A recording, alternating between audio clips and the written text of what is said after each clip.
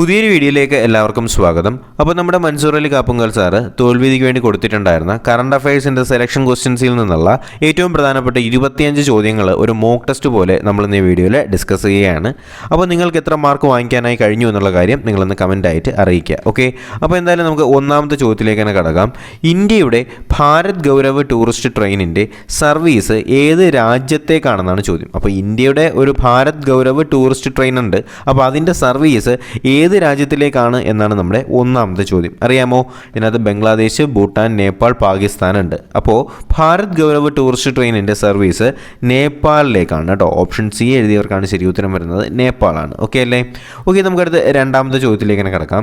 2022 യോഗാ ദിനത്തിൻ്റെ വേദി എവിടെയെന്നാണ് ചോദ്യം. ശ്രദ്ധിക്കുക, 2022 യോഗാ ദിനത്തിൻ്റെ വേദി എവിടെയെന്നാണ് നമ്മുടെ രണ്ടാമത്തെ ചോദ്യം. ശരി ഉത്തരം കിട്ടിയോ? ഞാൻ ഓപ്ഷൻസ് വായിക്കുന്നില്ല. ശരി ഉത്തരം നിങ്ങൾക്ക് മാർക്ക് ചെയ്യാനായിട്ട് കഴിഞ്ഞിട്ടുണ്ടെങ്കിൽ ഓപ്ഷൻ എ എഴുതിയവർക്കാണ് ശരി ഉത്തരം, മൈസൂറാണ്. അപ്പോൾ 2022 യോഗാ ദിനത്തിൻ്റെ വേദി എവിടെയാണ്? അത് മൈസൂരാണെന്ന് അറിഞ്ഞിരിക്കുക. ഓക്കെ അല്ലേ?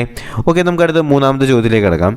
കേരളത്തിൽ ആദ്യത്തെ ശിശു സൗഹൃദ പോക്സോ കോടതി നിലവിൽ വന്നത് എവിടെയാണ്? ശ്രദ്ധിക്കുക, കേരളത്തിലെ ആദ്യത്തെ ശിശു സൗഹൃദ പോക്സോ കോടതി നിലവിൽ വന്നത് എവിടെയെന്നാണ് നമ്മുടെ മൂന്നാമത്തെ ചോദ്യം. ശിശു സൗഹൃദ പോക്സോ കോടതി അറിയാമോ? ഓപ്ഷൻ എ എഴുതിയവർക്കാണ് ശരി ഉത്തരം വരുന്നത്, എറണാകുളമാണ്. ഓക്കെ, അപ്പോൾ കേരളത്തിൽ ആദ്യത്തെ ശിശു സൗഹൃദ പോക്സോ കോടതി നിലവിൽ വരുന്നത് എവിടെയാണ്?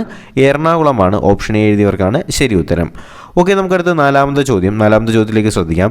ട്രാൻസ്ജെൻഡർ താരങ്ങൾക്ക് അവർക്ക് ഇഷ്ടമുള്ള രീതിയിൽ പുരുഷ ടീമിലേക്കോ അല്ലെങ്കിൽ വനിതാ ടീമിലേക്കോ കളിക്കാമെന്ന വിപ്ലവകരമായിട്ടുള്ള തീരുമാനമെടുത്ത ആദ്യത്തെ ഫുട്ബോൾ അസോസിയേഷൻ ഏതെന്നാണ് നമ്മുടെ നാലാമത്തെ ചോദ്യം. ശ്രദ്ധിക്കുക, ട്രാൻസ്ജെൻഡർ താരങ്ങൾക്ക് അവരുടെ ഇഷ്ടത്തിനനുസരിച്ച് എന്ത് ചെയ്യാം, ഒന്നുകിൽ അവർക്ക് വനിതാ ടീമിലേക്കോ അല്ലെങ്കിൽ അവർക്ക് പുരുഷ ടീമിലേക്കോ കളിക്കാമെന്ന് പറയുന്ന ഒരു വിപ്ലവകരമായിട്ടുള്ള തീരുമാനമെടുത്ത ആദ്യത്തെ ഫുട്ബോൾ അസോസിയേഷൻ ഏത് രാജ്യത്തിൻ്റേതാണ് എന്നാണ് നമ്മുടെ നാലാമത്തെ ചോദ്യം. ശരി ഉത്തരം കിട്ടിയോ?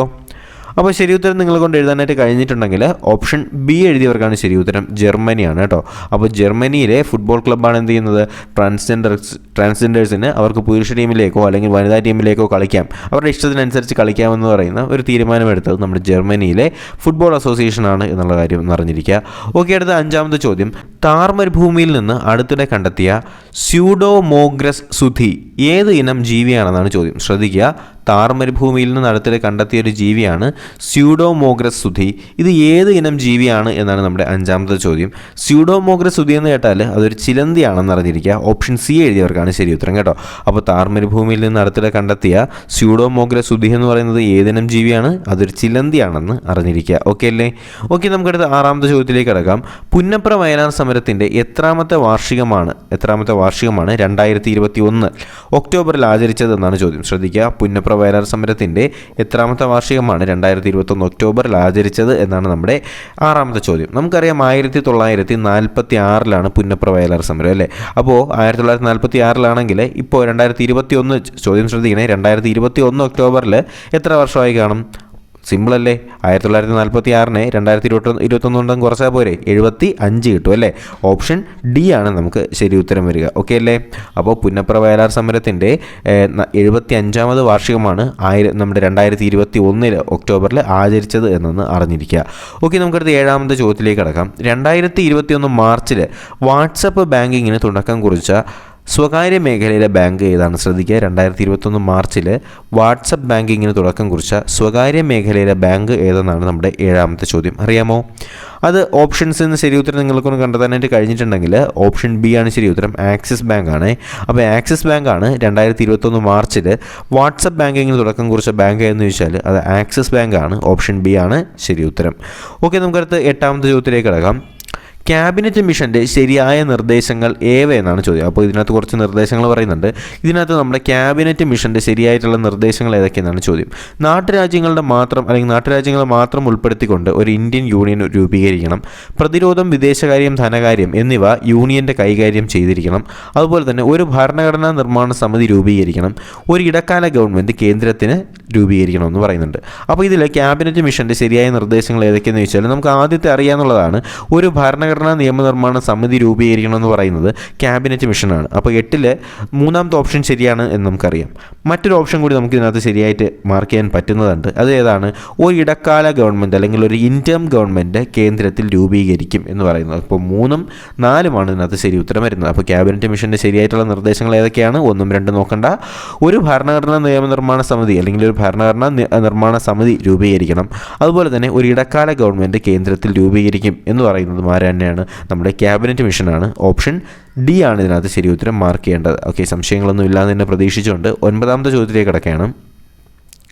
സത്യാഗ്രഹ ആശയങ്ങൾ പഠിപ്പിക്കുന്നതിന് വേണ്ടിയിട്ട് ഗാന്ധിജി സബർമതി ആശ്രമം സ്ഥാപിച്ചത് വർഷം ഏതെന്നാണ് ചോദ്യം. ശ്രദ്ധിക്കുക, സത്യാഗ്രഹ ആശയങ്ങൾ പഠിപ്പിക്കുന്നതിന് വേണ്ടിയിട്ട് നമ്മുടെ ഗാന്ധിജി സബർമതി ആശ്രമം സ്ഥാപിച്ച വർഷം ഏതെന്നാണ് 9ാമത്തെ ചോദ്യം. അറിയാമോ ഏത് വർഷമാണ് സബർമതി ആശ്രമം വരുന്നത്? അത് 1917 അല്ലേ? 1917 സബർമതി ആശ്രമം ഗാന്ധിജി സ്ഥാപിക്കുന്നത് എന്നറിഞ്ഞിരിക്കുക.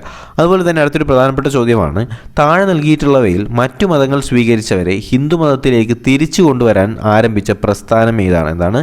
താഴെ നൽകിയിട്ടുള്ളവയിൽ മറ്റു മതങ്ങൾ സ്വീകരിച്ചവരെ ഹിന്ദു മതത്തിലേക്ക് തിരിച്ചു കൊണ്ടുവരാനായിട്ട് ആരംഭിച്ച പ്രസ്ഥാനം ഏതെന്നാണ് നമ്മുടെ 10ാമത്തെ ചോദ്യം. അറിയാമോ? നമുക്കറിയാം ഇതിനകത്ത് ശുദ്ധി പ്രസ്ഥാനം കേട്ടിട്ടില്ലേ? അപ്പോൾ ശുദ്ധി പ്രസ്ഥാനം എന്ന് പറഞ്ഞാൽ എന്താണ്? ബാക്കി ഏതെങ്കിലുമൊക്കെ മതം സ്വീകരിച്ചു പോയ ഹിന്ദുക്കളെ എന്ത് ചെയ്യുക? തിരിച്ച് ഹിന്ദു മതത്തിലേക്ക് തിരിച്ചു കൊണ്ടുവരിക എന്ന് പറയുന്ന ലക്ഷ്യത്തോടുകൂടി ആരംഭിച്ചൊരു പ്രസ്ഥാനമാണ്, ഒരു സംഘടനയാണ് ശുദ്ധി പ്രസ്ഥാനം എന്ന് അറിഞ്ഞിരിക്കുക. ഓക്കെ, നമുക്കടുത്ത് 11ാമത്തെ ചോദ്യത്തിലേക്ക് കിടക്കാം. ചേരുംപടി ചേർക്കുക. ഓക്കെ, അപ്പോൾ ഇതിനകത്ത് കുറച്ച് പത്രങ്ങളും അതുപോലെ തന്നെ കൃതികളൊക്കെ കൊടുത്തിട്ടുണ്ട്. അത് ആരുടെയൊക്കെയാണ് എന്നാണ് നമുക്ക് കണ്ടെത്തേണ്ടത്. ഓക്കെ അല്ലേ? അപ്പോൾ ഒന്ന് ശ്രദ്ധിച്ചേ, അതിനകത്ത് രാജ്യസമാചാരം, സമത്വ സമാജം, 1.25 കോടി മലയാളികൾ, ആത്മവിദ്യാ സംഘം. അപ്പോൾ ഇത് കേൾക്കുമ്പോൾ തന്നെ നമുക്കറിയാം വളരെ സിമ്പിളായിട്ടുള്ള കാര്യങ്ങളാണ് അല്ലേ? അപ്പോൾ എന്തായാലും ഇതിനകത്ത് നിന്ന് ശരി ഉത്തരം നമുക്ക് കണ്ടെത്താനായിട്ടൊന്ന് ശ്രമിച്ചു നോക്കാം. ശ്രദ്ധിക്കുക, അപ്പോൾ ഇതിനകത്ത് രാജ്യസമാചാരം പറയുന്നുണ്ട്. ഈ രാജ്യസമാചാരം നമുക്ക് ആരുമായിട്ട് റിലേറ്റ് ചെയ്യാനായിട്ട് പറ്റും? ഹെർമൻ ഗുണ്ടർട്ട് അല്ലേ? അപ്പോൾ രാജ്യസമാചാരം ഹെർമൻ ഗുണ്ടർട്ടാണ് എന്ന് നമുക്കറിയാം. സമത്വ സമാജാരാണ് സമത്വ സമാജം. സമത്വ സമാജം നമ്മുടെ വൈകുണ്ഠസ്വാമികളല്ലേടേ? അതെ, അപ്പോൾ സമത്വ സമാജം വൈകുണ്ഠസ്വാമികളാണ്. 1.25 കോടി മലയാളികൾ പല പരീക്ഷയ്ക്കും റിപ്പീറ്റായിട്ട് ചോദിച്ചു വരുന്ന ചോദ്യമാണ്. 1.25 കോടി മലയാളികൾ. 1.25 കോടി മലയാളികൾ നമുക്കറിയാം EMS നമ്പൂതിരിപ്പാടിൻ്റെ ആണെന്നറിയാം. അങ്ങനെയാണെങ്കിൽ ആത്മവിദ്യാസംഘാരുടേതാണ്, അത് നമ്മുടെ വാഗ്ഭടാനന്ദൻ്റെ ആണല്ലേ? അപ്പോൾ രാജ്യസമാചാരം ഹെർമൻ ഗുണ്ടർട്ട്, സമത്വ സമാജം വൈകുണ്ഠസ്വാമി, 1.25 കോടി മലയാളി EMS നമ്പൂതിരിപ്പാട്, ആത്മവിദ്യാസംഘം ആരാണ്? നമ്മുടെ വാഗ്ഭടാനന്ദൻ. ക്ലിയർ അല്ലേ? സംശയങ്ങളൊന്നും ഇല്ലല്ലോ. ഓക്കെ, നമുക്കടുത്ത് 12ാമത്തെ ചോദ്യത്തിലേക്ക് കിടക്കാം.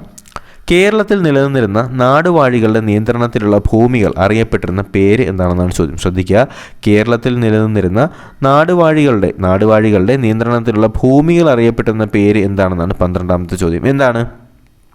ഇതിനകത്ത് ചേരിക്കൽ ഭൂമി, ബ്രഹ്മസം, വിരുത്തി, അതുപോലെ തന്നെ ദേവസ്വം എന്ന് കൊടുത്തിട്ടുണ്ട്. ഇതൊരു കൺഫ്യൂസിംഗ് ആയിട്ടുള്ള ഓപ്ഷൻസ് ആണ് കൊടുത്തിട്ടുള്ളത്. അപ്പോൾ കേരളത്തിൽ നിലനിന്നിരുന്ന നാടുവാഴികളുടെ നിയന്ത്രണത്തിലുള്ള ഭൂമിയെ അറിയപ്പെടുന്ന പേരെന്താണെന്ന് ചോദിച്ചാൽ അത് ചേരിക്കൽ ഭൂമി എന്നാണ്. ഓപ്ഷൻ എ ആണ് ശരി ഉത്തരം കേട്ടോ. അപ്പോൾ നാടുവാഴികളുടെ നിയന്ത്രണത്തിലുള്ള ഭൂമി എന്താണ്? ചേരിക്കൽ ഭൂമി എന്നാണ്. ഓപ്ഷൻ എ ആണ് ശരി ഉത്തരം. ക്ലിയർ അല്ലേ?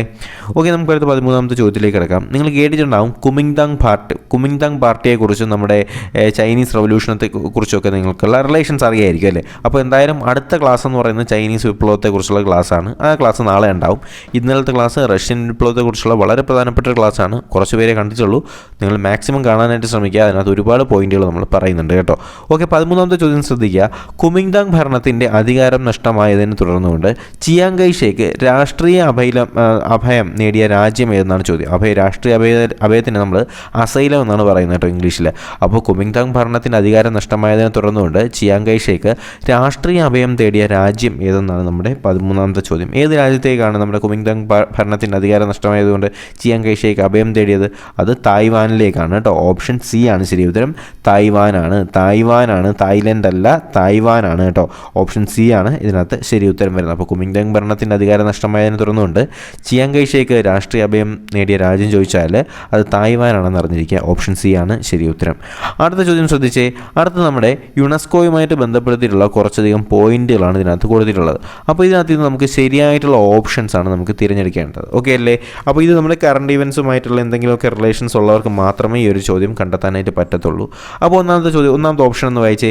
2022 ലോക പുസ്തക തലസ്ഥാനമായിട്ട് യുനെസ്കോ തിരഞ്ഞെടുത്തിട്ടുള്ളത് മാൻഡ്രിഡ് ആണെന്ന് പറയുന്നുണ്ട്.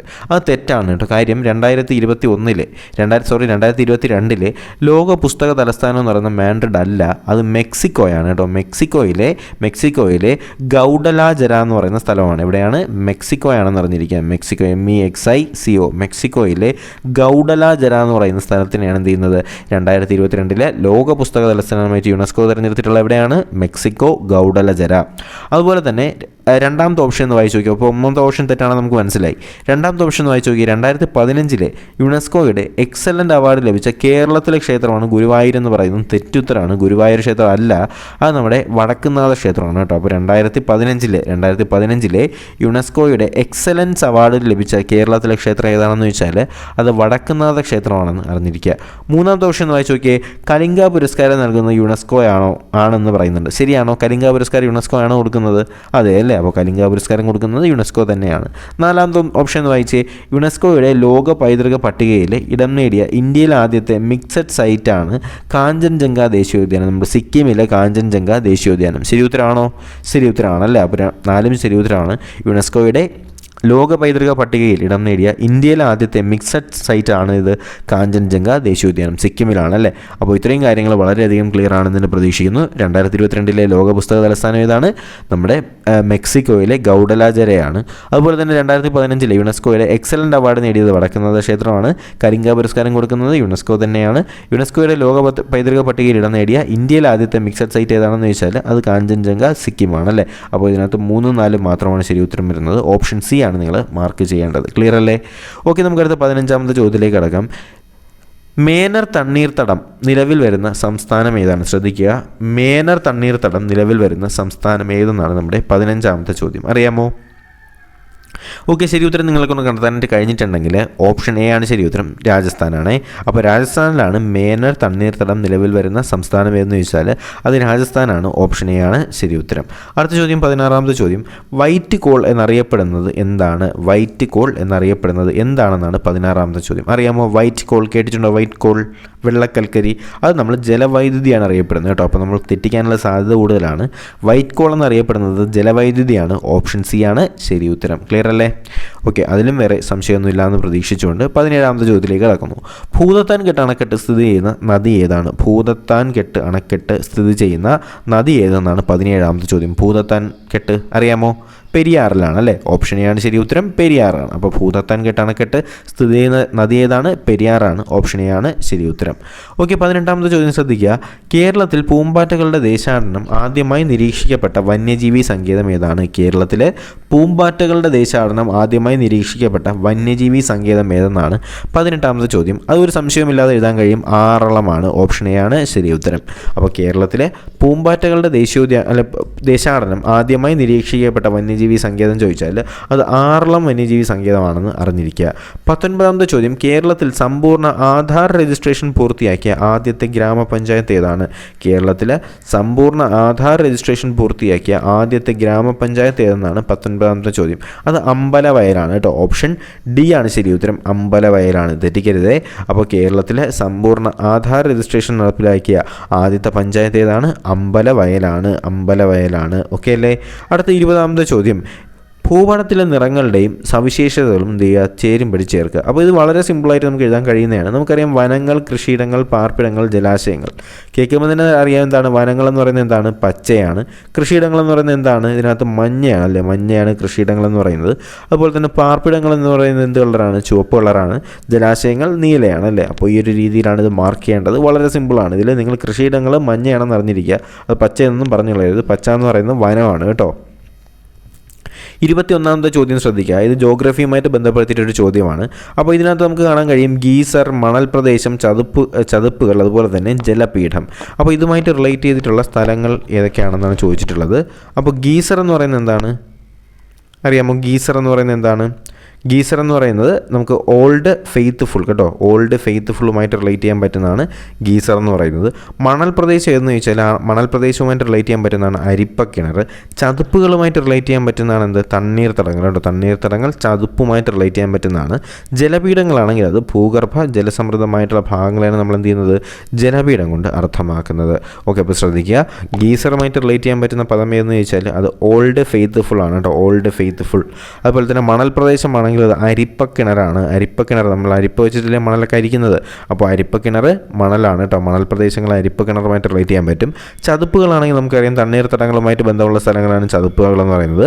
അതുപോലെ തന്നെ ജലപീഠവുമായിട്ട് റിലേറ്റ് ചെയ്യാൻ പറ്റുന്നത് ഭൂഗർഭ ജലസമൃദ്ധമായിട്ടുള്ള ഭാഗമാണ്. ക്ലിയർ അല്ലേ? 21ാമത്തത് വേറെ സംശയമൊന്നും ഇല്ലാന്ന് തന്നെ പ്രതീക്ഷിക്കുന്നു. 22ാമത്തെ ചോദ്യത്തിലേക്ക് നമുക്ക് കിടക്കാം. ഭാരതത്തിൻ്റെ ഭരണഘടനയുടെ ആമുഖത്തിൽ സൂചിപ്പിക്കപ്പെട്ടിട്ടില്ലാത്ത വാക്ക് ഏതാണ് ചോദ്യം. ശ്രദ്ധിക്കുക, ഭാരതത്തിൻ്റെ ഭരണഘടനയുടെ ആമുഖത്തിൽ സൂചിപ്പിക്കപ്പെട്ടിട്ടില്ലാത്ത എന്ന് വെച്ചാൽ അതിനകത്ത് ഉൾപ്പെടുത്തിയിട്ടില്ലാത്ത വാക്ക് ഏതെന്നാണ് നമ്മുടെ 22ാമത്തെ ചോദ്യം. ഇതിനകത്ത് മനുഷ്യാവകാശം, സ്ഥിതിസമത്വം, മതേതരത്വം, ജനാധിപത്യം. നമുക്കിത് കേൾക്കുമ്പോൾ തന്നെ അറിയാം ജനാധിപത്യം, സ്ഥിതിസമത്വം, മതേതരത്വം ഒക്കെ ഉള്ളതാണ്. പക്ഷേ മനുഷ്യാവകാശത്തെക്കുറിച്ച് എന്ത് ചെയ്യുന്നില്ല, ഭരണഘടനയുടെ ആമുഖത്തിനകത്ത് പറയുന്നില്ല. ഓപ്ഷൻ എ ആണ് നിങ്ങളിതിനകത്ത് മാർക്ക് ചെയ്യേണ്ട ശരി ഉത്തരം. ക്ലിയർ അല്ലേ? ഓക്കെ, നമുക്കൊരു 23ാമത്തെ ചോദ്യത്തിലേക്ക് കിടക്കാം.